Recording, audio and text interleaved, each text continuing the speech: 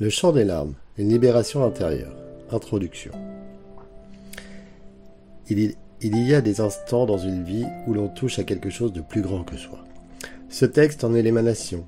Il est né d'un moment de bascule, d'un torrent d'émotions qui, loin d'être une faiblesse, s'est révélé être une force pure et transformatrice. Pendant longtemps, j'ai porté en moi des points invisibles, des non-dits, des retenues qui limitaient l'expression authentique de mon être. Puis un jour, la digue a cédé, une vague profonde s'est levée, m'invitant à accueillir sans peur ce qui, autrefois, m'aurait semblé insurmontable. J'ai laissé les larmes couler, pas comme un abandon, mais comme une offrande. J'ai laissé mon corps trembler sous la puissance de cette libération et dans cette vulnérabilité. J'ai découvert une vérité essentielle.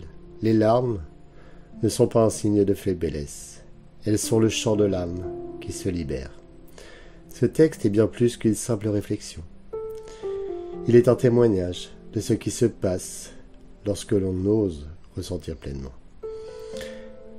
Il est un appel à chacun d'entre nous à accueillir ses propres vagues intérieures, sans retenue, sans jugement, avec tendresse et amour. Que ces mots vous touchent et résonnent en vous comme une clé d'ouverture vers votre propre vérité. Avec tout mon amour et ma lumière, Ludovic. Le chant des larmes, une libération intérieure. Il y a des vagues que l'on sent monter en nous sans pouvoir les retenir. Des courants invisibles qui s'agitent depuis des décennies, portant en eux les traces des silences, des non-dits, des douleurs qui n'ont jamais été pleinement vues. Aujourd'hui, ces vagues se sont brisées sur le rivage de ma conscience. Un torrent de tristesse, un effondrement, une déferlante de sanglots, profond faisant tressaillir mon corps tout entier. Comme si chaque larme emportait avec elle un fragment d'ombre enfoui. Une mémoire oubliée, un poids plus ancien que je portais sans le savoir. Mais cette fois-ci, je ne l'ai pas fui. J'ai accueilli. J'ai laissé ce flot me traverser, sans retenue, sans censure. J'ai senti la tristesse se dévoiler, sortir de l'obscurité, où elle se cachait, et se révéler à la lumière de ma conscience. J'ai offert à mon corps l'espace de trembler, de frissonner, d'expulser ce qui avait tant pesé sur lui.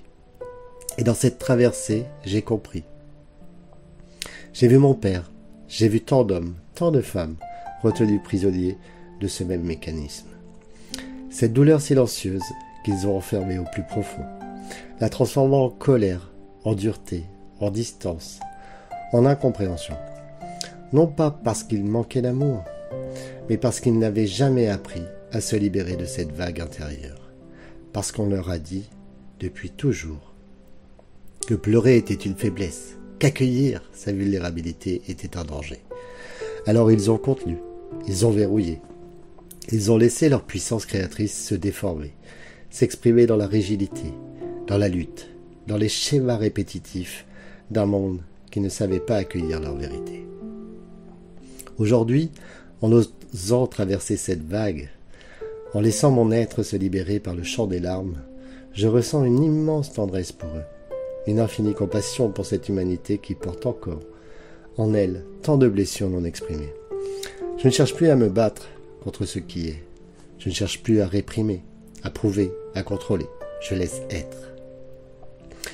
Je comprends que la puissance ne réside pas dans la maîtrise ou dans le silence, mais dans la capacité à s'ouvrir pleinement à l'expérience de l'instant. Dans l'audace d'accueillir chaque émotion, de l'honorer, de la laisser se dissoudre d'elle-même dans l'immensité de notre présence. Aujourd'hui, je me tiens debout, allégé, conscient que la tristesse n'était pas un ennemi, mais un passage, une porte vers une nouvelle vérité. Et si tu ressens en toi ce même frisson, cette même retenue, alors sache ceci. Tu n'es pas brisé, tu n'es pas faible, tu es un être vivant, vibrant, qui porte en lui une puissance infinie. Et cette puissance ne demande qu'une chose, être reconnu, être honoré, être libéré. Car au bout des larmes, il y a toujours la lumière. Avec amour et tendresse, Ludovic.